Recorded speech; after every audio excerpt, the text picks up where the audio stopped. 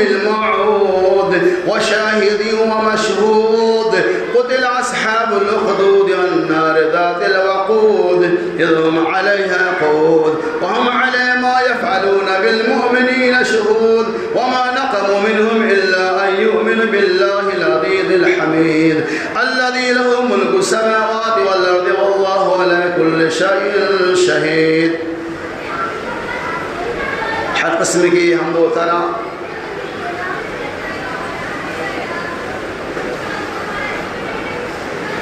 تعریف و توصیف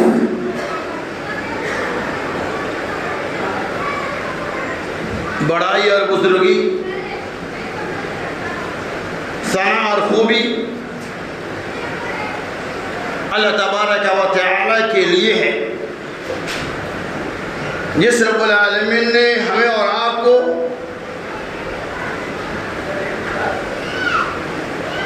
اس فتنے کے دور میں بھی محفوظ اور مامون رکھا۔ اللہ سے دعا کو اللہ تبارک و تعالی ہمیں تمام فتنہ سے محفوظ اور مامون رکھے، آمین یا رب العالمین۔ محترم سامعین کرام، وہاں گھروں میں بیٹھی ہوئی پردہ نشی خواتین اسلام، یہ ایک مسلمہ حقیقت ہے، چاہے زمانہ قدیم کی بات ہو چاہے زمانہ جدید کی بات ہو، ہر دور کے اندر ہر زمانے میں اہل ایمان کے ساتھ، اہل توحید کے ساتھ ظالمانہ اور وحشیانہ سلوک کیا گیا۔ ہر زمانے کے اندر ایمان والوں کو ان کے ایمان سے پھیرنے کے لیے طرح طرح کی کاوشیں اور سازشیں کی گئی۔ اس کا تذکرہ اللہ تبارک و تعالی نے سورۃ البروج کے اندر بیان فرمایا ہے۔ سورۃ البروج کے اندر اللہ تبارک و تعالی دنیا انسانیت کو یہ پیغام دیتا ہے کہ ایمان لانے کے بعد، ایمان میں داخل ہو جانے کے بعد تمہارے ساتھ آزمائشیں آئیں گی۔ ان آزمائش کے اندر صبر و استقامت کے ساتھ قائم اور دائم رہتے ہوئے جو لوگ اپنے ایمان کو بچا لیے، گرچہ وہ شہید ہو گئے، انہیں مار دیا گیا، ان کا ایمان سلامت ہے، وہ رب کے پاس ہے، اللہ تعالیٰ سے جنت میں داخل کرے گا۔ اور تو دنیا کی آزمائشوں کو دیکھ کر ایمان سے پھر جاتے ہیں، مرتد ہو جاتے ہیں، ان کا دنیا بھی خراب ہوتا ہے اور آخرت بھی بگڑ جاتی ہے۔ انہی تمام باتوں کی جھلکیاں اس سورۃ البروج کے اندر اللہ تبارک و تعالی نے بیان کیا ہے۔ اللہ سے دعا کو کہ اللہ تبارک و تعالی سننے سنانے سے زیادہ ہمیں اور آپ کو عمل کثیر کی توفیق رفیق عطا فرمائے۔ قبل اس کے کہ میں اس کا ترجمہ پیش کروں، آپ کو بتاؤں کہ یہ بروج کیا ہے۔ بروج یہ مکی سورت ہے، اور مکہ میں نازل ہونے کا مطلب یہی ہوتا ہے، سورت کے سیاق اور سباق سے یہ پتہ چلتا ہے کہ ایسے وقت میں اللہ تبارک و تعالی نے سورۃ المکرمہ کو مکہ المکرمہ کے اندر نازل کیا، جس وقت مسلمانوں کے ساتھ ظلم و زیادتی کی جا رہی تھی، جس وقت مسلمانوں کو پریشان کیا جا رہا تھا، جس وقت صحابہ کرام کے ساتھ بھیجا سلوک کیا جا رہا تھا، ایسے ماحول میں اللہ تبارک و تعالی نے سورۃ البروج کا نزول فرمایا۔ بروج جس کے معنی ہی قلعہ کے آتے ہیں، یا لغت کے اندر بروج کہتے ہیں اس عمارت کو جو بہت ہی زیادہ مضبوط ہے، طویل جثہ، اور اصطلاح کے اندر بروج یہ برج کی جمع ہے، مطلب بروج یہ واحد ہے، اس کی جمع برج، جس کے معنی آتے ہیں اصطلاح کے اندر کہ آسمان کے اندر جو بڑے بڑے ستارے، روشن ستارے، چمکتا ہوا دمکتا ہوا ستارہ ہے، اسے قرآن نے برج کہا ہے۔ کیا بولا؟ بروج کے معنی آتے قلعہ اور مضبوطی کے، اور اصطلاح کے اندر ستاروں کیا تو وہ ستارہ جس سے اللہ تبارک و تعالیٰ نے اس آسمان کو مزیر منقص کر دیا، اللہ نے خوبصورت بنایا اور ستاروں کی روشنی سے ہم مستفید ہوتے ہیں۔ اسی مناسبت سورہ کا نام سورۃ البروج ہے۔ اللہ تعالیٰ نے فرمایا وَالسَّمَاءِ ذَاتِ الْبُرُوجِ، اور قسم میں برج والے آسمان کے، اس آسمان کی جس کے اندر ستارے روشن اور چمکتا دمکتا اور ستارہ موجود ہے۔ وَالسَّمَاءِ ذَاتِ الْبُرُوجِ وَالْيَوْمِ الْمَوْعُودِ، اور قسم ہے وعدہ کیے جانے دن کی، وَشَاهِدٍ وَمَشْهُودٍ، اور قسم ہے گواہی دینے والے اور جس کے خلاف گواہی دی جا رہی ہے اس دن کی۔ قُتِلَ أَصْحَابُ الْأُخْدُودِ، اور قتل کیے گئے خندق والے۔ اِذْ هُمْ عَلَيْهَا قُعُودٌ، اور اس خندق کے ارد گرد وہ لوگ اطراف میں بیٹھے ہوئے تھے۔ النَّارِ ذَاتِ الْوَقُودِ، اور اس آگ کی ایندھن کی۔ اِذْ هُمْ عَلَيْهَا قُعُودٌ، جس کے ارد گرد وہ لوگ بیٹھے ہوئے تھے۔ وَهُمْ عَلَىٰ مَا يَفْعَلُونَ بِالْمُؤْمِنِينَ شُهُودٌ، اور مومنوں کے ساتھ جو کچھ کیا جا رہا تھا، یعنی مسلمانوں کو ستایا جا رہا تھا، وہ لوگ اس کا مشاہدہ کر رہے تھے، اس کو دیکھ رہے تھے۔ وَمَا نَقَمُوا مِنْهُمْ إِلَّا أَن يُؤْمِنُوا بِاللَّهِ الْعَزِيزِ الْحَمِيدِ، قرآن نے کہا وَمَا نَقَمُوا مِنْهُمْ، اور ان کو سزائیں نہیں دی جا رہی تھی، انہیں ایذائیں نہیں پہنچائی جا رہی تھی، انہیں خندقوں کے اندر نہیں ڈالا جا رہا تھا۔ کیوں؟ وَمَا نَقَمُوا مِنْهُمْ إِلَّا أَن يُؤْمِنُوا بِاللَّهِ الْعَزِيزِ الْحَمِيدِ، صرف اس لیے اس نے یہ کہا کہ اللہ تبارک و تعالیٰ ایک ہے، یؤمن باللہ، صرف اس لیے کہ وہ اللہ کے ایمان لائے۔ ان یؤمن باللہ العزیز الحمید، وہ اللہ جو طاقتور ہے، جو تعریف کا لائق ہے۔ تو اللہ تبارک و تعالیٰ نے سورۃ البروج کے ابتدائی مرحلے کے اندر مسلمانوں کو، ایمان والوں کو ایک بہت بڑا پیغام دیا ہے۔ سب سے پہلے اللہ وَالسَّمَاءِ ذَاتِ الْبُرُوجِ، قسم ہے برج والے آسمان کی، یہ اللہ کی شان، اللہ کی شوکت ہے کہ اللہ تبارک و تعالیٰ جس چیز کی چاہے وہ قسم کھا سکتا ہے۔ یہ اللہ کے بندوں کی شان نہیں ہے، بندہ صرف اللہ کی قسم کھائے گا۔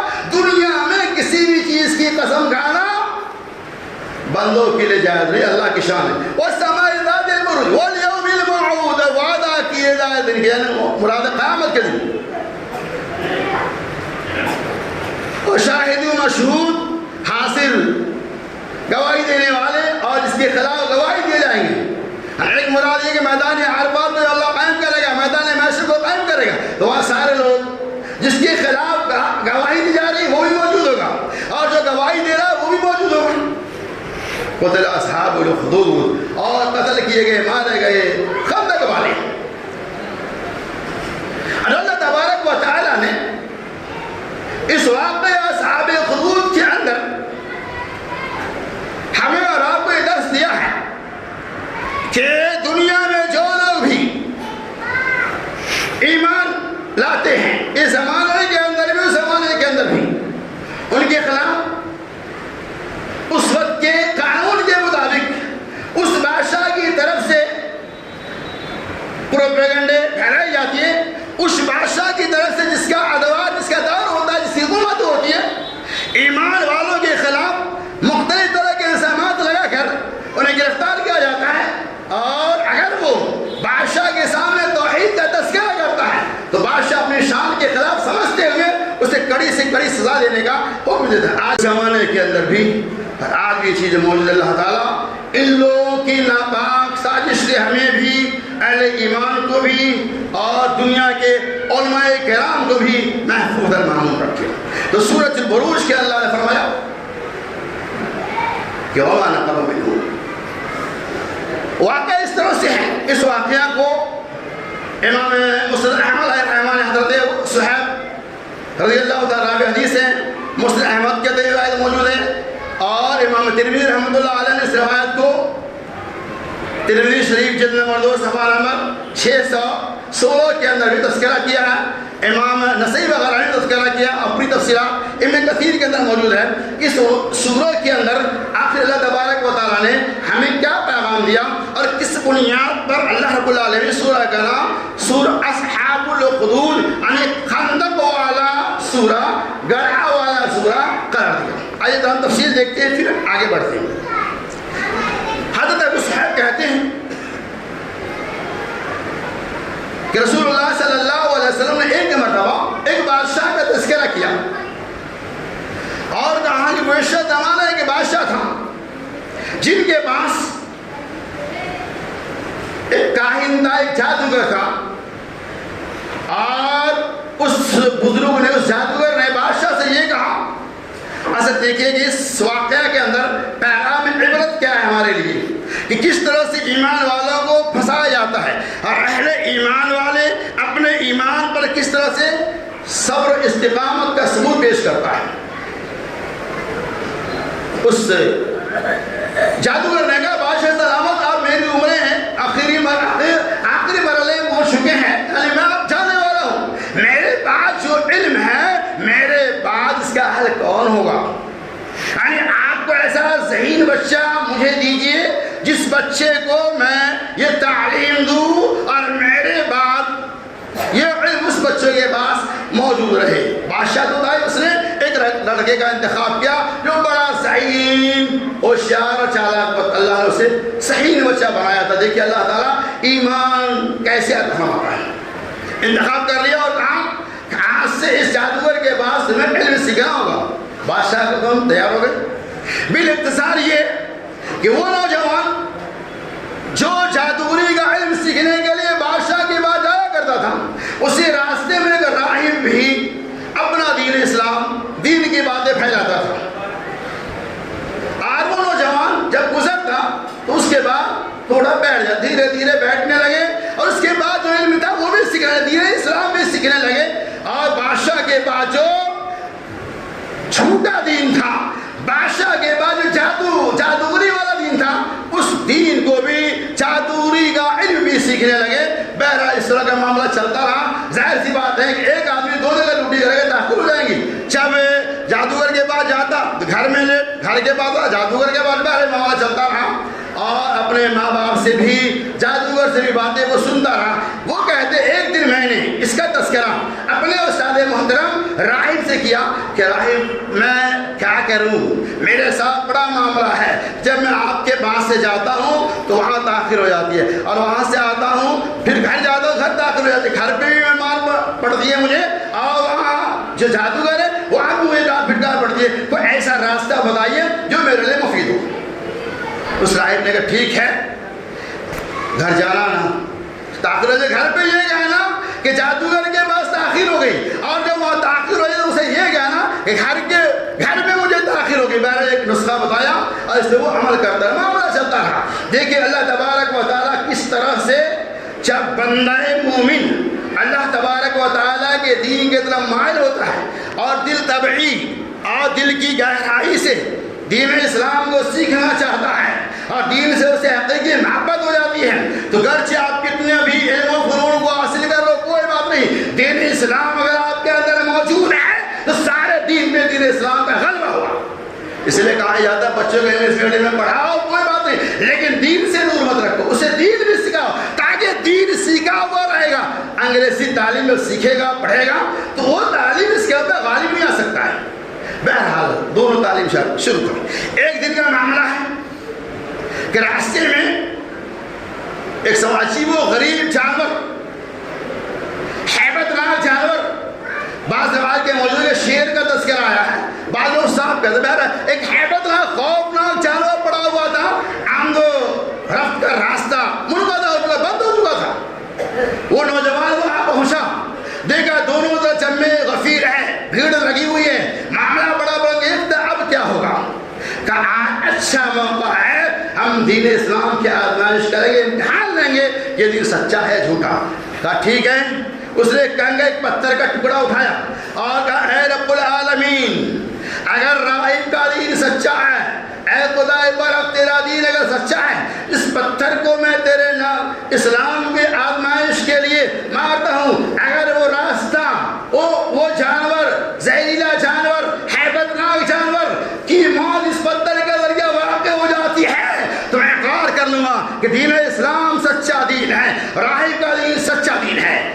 اللہ کا نام لیا، اس پتھر کو اس جانور میں مارا اور اس ہیبتناک جانور کی موت واقع ہو گئی، آنے جانے والوں کا راستہ ہموار ہو گیا۔ اسی وقت سے یہ معاملہ ہوا کہ اس نوجوان کے پاس، کچھ لوگوں نے یہ کہا اس کے پاس جادوگری کا علم مکمل طور پہ آ گیا ہے، کچھ نے یہ کہا۔ اب وہیں سے ان کی شہرت ہو گئی، جو اپنے بزرگ کے پاس راہب کے پاس پہنچے، اس کا تذکرہ کیا کہ یہ معاملہ ہوا۔ انہوں نے یہ کہا کہ اب تمہارا ایمان مکمل ہو چکا ہے، اللہ نے تمہیں علم دین سے نواز دیا، سنو اس کا تذکرہ لوگوں کو بھی ہوگا، میرا نام کسی کو نہیں بتانا، آزمائش کے اندر مبتلا کیے جاؤ گے۔ بہرحال دھیرے دھیرے شہرت ہوں گی، وہ دعائیں کرنے لگے، بیماروں کے لیے دعا کی، اللہ نے شفا دے دیا، اندھوں کے لیے دعائیں کی، اللہ نے اسے بینا بنا دیا۔ یہ خبر مختصر یہ بادشاہ کے دربار تک پہنچ جاتی ہے، اور اس وقت کا جو اس کا وزیر تھا، اس کی آنکھ کی بینائی عمر زیادہ ہونے کی وجہ سے سلب ہو گئی تھی، بیماری، آنکھ کی بینائی ختم ہو چکی تھی۔ اسے خبر ملی، وہاں پہنچے، کہا کیا آپ بینائی کو لوٹا دیتے؟ کہا میں نہیں لوٹا سکتا، میرے پاس یہ طاقت نہیں ہے، میرے رب کے پاس یہ طاقت ہے۔ اللہ تبارک و تعالی ہی آنکھوں کو، بینائی کو لوٹانے والا ہے، اللہ تبارک و تعالی شفا دینے والا ہے۔ اگر تم اللہ رب العالمین کو ایک مان لو گے، اللہ پہ ایمان لے آؤ گے، تو میں اللہ تبارک و تعالی سے دعا کروں گا، مجھے امید ہے کہ اللہ رب العالمین تمہیں شفا عطا فرمائے گا۔ اس نے اقرار کر لیا، کہا ٹھیک ہے میں اس کو مانتا ہوں، دعا کیا، بینائی آ گئی الحمدللہ۔ اور جب دربار میں پہنچے تو پہلے سے زیادہ جیسے پہلے کام کرنا شروع کیے۔ بادشاہ نے پوچھا ارے یہ بینائی کہاں سے آئی؟ اس نے بھی، وزیر نے بھی یہی جواب دیا کہ میرے رب نے میری بینائی کو، اللہ نے میری بینائی کو لوٹا دیا۔ کہا اللہ ٹھیک ہے میں ہوں۔ کہا نہیں وہ اللہ جو ہمارا معبود رب کا۔ کہا اللہ کون ہے؟ کہا یہ تعلیم تمہیں کہاں سے سیکھا؟ تمہیں یہ تعلیم کس نے دیا؟ بتا دیا نا۔ اس نوجوان کو بلایا، اور بادشاہ کیا کہہ رہا ہے؟ اب یہ جادوگری کا کمال ہے۔ کہا کیا تم نے ان کی آنکھوں کے بینائی لوٹائی؟ کہا میں نہیں لوٹایا، میرے رب نے لوٹایا، میرا اللہ نے لوٹایا۔ اس کو سے کہتا میں ہی تو اللہ کا نہیں، اللہ وہ ہے جو بیمار کرتا ہے، شفا دیتا ہے، جنہوں نے آنکھوں کی بینائی کو لوٹا دیا وہ رب ہے، آپ رب نہیں، آپ اللہ نہیں۔ اتنا سننا تھا کہ بادشاہ کے اندر خلبلی مچ گئی، ان کے دماغ کے اندر آگ کا شعلہ چڑھ گیا، سمجھ لیجیے، ایک دم فائر ہو گیا۔ یہ کیا بات ہے، میرے علاوہ کوئی معبود؟ کہا ہاں۔ اس نے وزیروں کو بھی پٹائی کی اور کہا بتا، اس پہلے تو بادشاہ نے یہ کہا جادوگری کو تو نے مکمل طور سے سیکھ لے۔ کہا نہیں، یہ جادوگری کا کلام نہیں ہے، یہ میرے رب کا کلام ہے، یہ میرے رب کی طاقت ہے، یہ اللہ کی طاقت۔ بہرحال بادشاہ اس چیز کو قبول نہیں کیا اور کہا ٹھیک ہے، یہ کہاں سے سیکھا؟ آخر میں معاملہ یہاں تک پہنچا کہ بحالت مجبوری اس راہب کا نام بتانا پڑا، راہب کو بلایا گیا، کہا تو اپنے دین سے پھر جا، اپنے دین سے لوٹ جا، ورنہ تمہیں یہیں پہ قتل کر دیا جائے گا۔ راہب نے کہا یہ نہیں ہو سکتا ہے، میں رب کو ماننے کا۔ بہر اختصار یہ کہ اس بادشاہ نے اس راہب کو اس کے سامنے، اس نوجوان کے سامنے دو ٹکڑا کر دیا اور کہا سن لو، جس طرح سے راہب کو تمہارے سامنے دو ٹکڑا کیا گیا ہے، اگر تو ایمان سے برگشتہ نہیں ہوا، اگر تو دین اسلام سے نہیں پھرا، تمہیں بھی اسی طرح سے قتل کر دیا جائے گا۔ کہا یہ مجھے منظور ہے، لیکن میں رب کسی اور کو تسلیم کر لوں، اللہ کسی اور کو مان لوں، یہ نہیں ہو سکتا۔ میں نے جس دین کو قبول کیا وہ دین سچا وہ برحق دین ہے۔ بہرحال کہا یہ ماننے والا نہیں ہے۔ کہا ٹھیک ہے، نہیں مانو گے ٹھیک، کہا تمہیں سزا ہی دے گا، جو سزا تو منظور ہے۔ اپنے ایلچیوں کو بلایا اور کہا پہاڑ کے چوٹی پہ لے جاؤ اور وہیں سے اسے ہلا دینا، وہ بس گر جائے گا، مر جائے گا، یہ مت رکھتا ہوں۔ گئے پہاڑ کی چوٹی پہ گئے، اب اور تب کا ماحول گرم ہے۔ اس نوجوان نے دعا کیا، اے رب العالمین، اے اللہ تو ہی اس مصیبت سے مجھے نجات دینے والا ہے۔ اللہ تبارک و تعالیٰ کی صدا کو سن لیا، پہاڑ کو حرکت دیا۔ جو نوجوان، جو سپاہی انہیں دھکیلنے کے لیے گئے تھے، گرانے کے لیے گئے تھے، مارنے کے لیے، وہ خود گر گئے اور مر گئے۔ اللہ تعالیٰ نے اس نوجوان کو اس پہاڑ کی بلندی، پہاڑ کو ہلا دیا، ان سارے ظالموں کو اللہ نے ہلاک کر دیا اور اس نوجوان کو اللہ نے بچا لیا۔ اللہ وہ ہے جو ناممکن کو ممکن کرنے والا ہے. وہ پھر آیا بادشاہ کے دربار میں, پھر دین کو پھیلایا اور کہا میرے رب نے مجھے بچا لیا. کہا پھر دوبارہ پرانی بنایا, لمبا واقعی اختصار کے بتا رہا ہوں, پھر لمبا پرانی بنایا, کہا کشتی تیار کرو, جاؤ کشتی پہ 2-4-10 لوگوں کو سوار کیا, کہا جاؤ 20 سمندر میں جا کر اسے سمندر کے اندر ڈبو دینا. اور تم لوگ واپس چلے آ گیا بندہ سے. وہ اللہ بچانے کو پھر اللہ سے دعا کیا. اللہ تبارک و تعالیٰ نے ان تمام سپاہیوں کو جو ڈبانے کے لیے گئے تھے اسی سمندر میں غرق کر دیا. اس نوجوان کو اللہ نے بچا لیا. یہ اللہ تبارک و تعالیٰ کی طاقت ہے. تو کہا گیا ہے کہ ساری دنیا مل کر ایک آدمی کو نقصان پہنچانا چاہے نہیں پہنچا سکتا ہے. ساری دنیا مل کر ایک انسان کو نفع پہنچانا چاہے نہیں پہنچا سکتا ہے, جب تک کہ اس نفع اور نقصان پہ اللہ تبارک و تعالیٰ کی مرضی کا دخل نہ ہو. پھر نوجوان آ گیا, کہا یہ واپس آ گیا ہوگا اور میرے رب نے مجھے بچا لیا. کہا سنو, اگر تو مجھے مارنا چاہتا ہے, اگر تو مجھے دفن کرنا چاہتا ہے, تیری طاقت نہیں ہے کہ تو مجھے مار سکتا ہے, لیکن میں ایک نسخہ بتا رہا ہوں, میں ایک اصول دے رہا ہوں. اگر اس اصول کو اپنا لو گے تو میری موت واقع ہو جائیں گی, ورنہ تم چاہو گے مارنا تو مجھے نہیں مار سکتے ہو.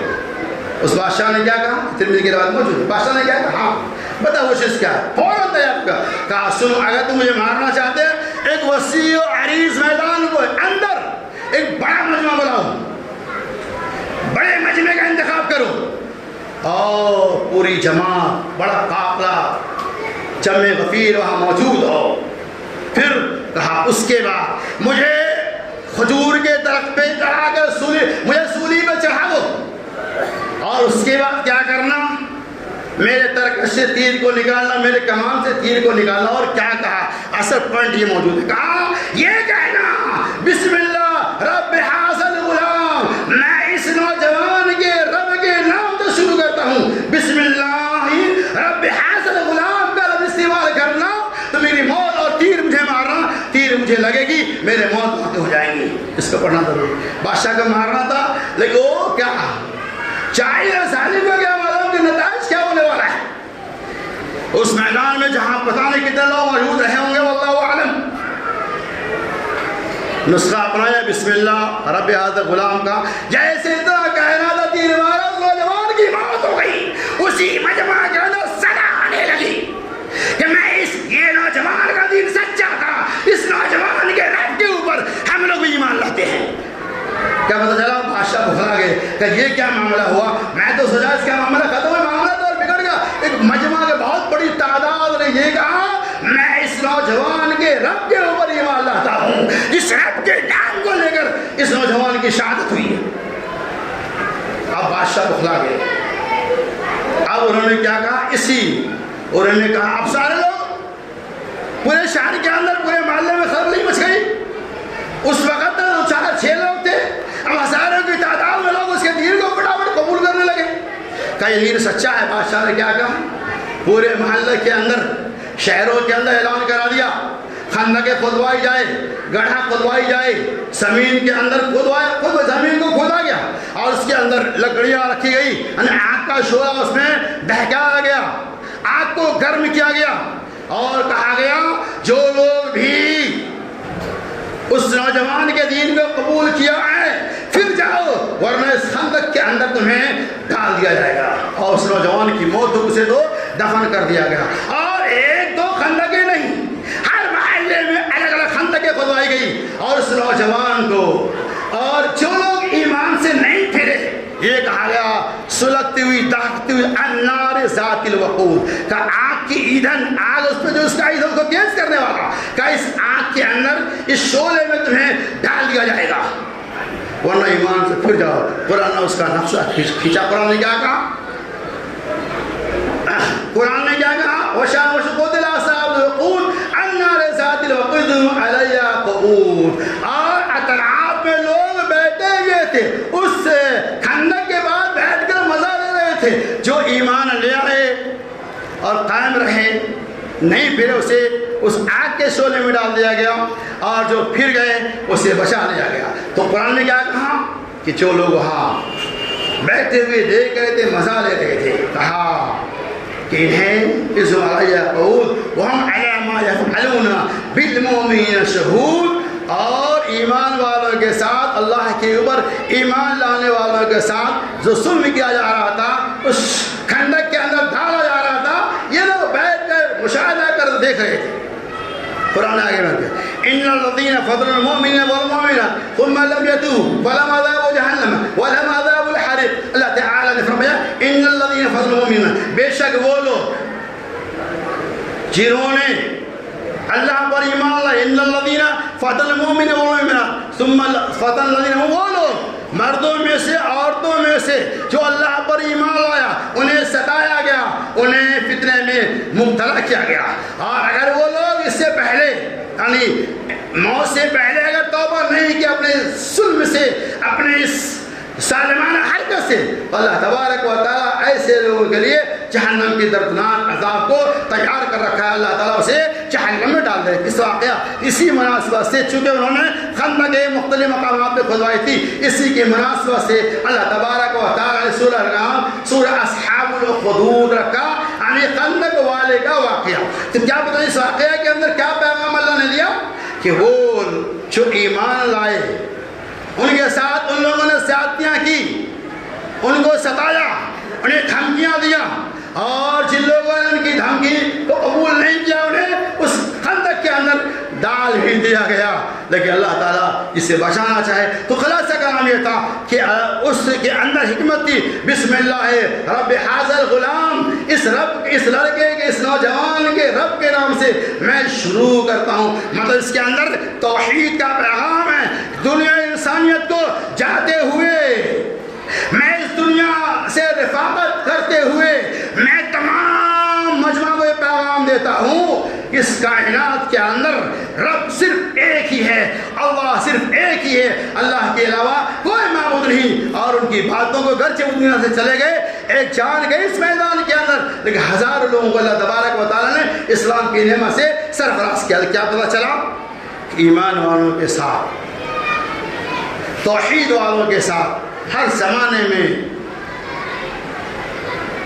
نازیبہ حرکات اور سکنات کیے گئے، ہر زمانے میں ان کو ستایا گیا ہے، ان کے اوپر غلط الزامات لگا کر انہیں قید و بند کی بیڑیاں پہنایا گیا ہے۔ لہذا اللہ صدا کہ اللہ تبارک و تعالیٰ ہمیں اپنے ایمان کی حفاظت فرمائے، اللہ تبارک و تعالیٰ ہمیں اپنے ایمان پر صبر و استقامت کے ساتھ قائم اور دائم رہنے کی توفیق رفیق فرمائے۔